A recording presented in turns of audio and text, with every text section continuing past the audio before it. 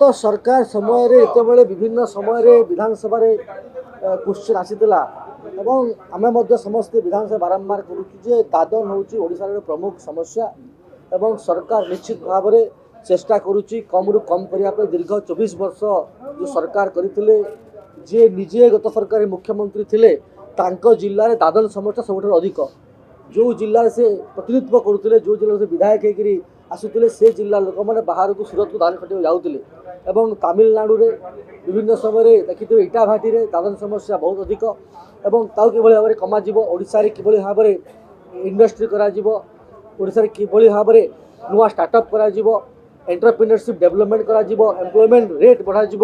एवं लोकों को जोटा पारंपरिक कथा अच्छी ताकू केवल लोकों को एंगेज करा कुटीर शिल्प रे यही कथा हेले जाही दादन धीरे धीरे कमिबो तापाई ये सरकार बहुत गुड़े पदक्षेप आरंभ कर माननीय मुख्यमंत्री एवं पूरा मंत्रिमंडल लगी जे ओडिशा रे नुआ स्टार्टअप हो नुआ इंडस्ट्री आसू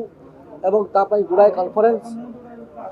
सिंगापुर विगत दिन में मुख्यमंत्री जाइए बॉम्बे मुंबई जाइए गुड़ाए लोक भेटुंट तो नुआ इंडस्ट्री हो नुआ स्टार्टअप हो नुआ एंटरप्रेन्योरशिप डेवलप हो एवं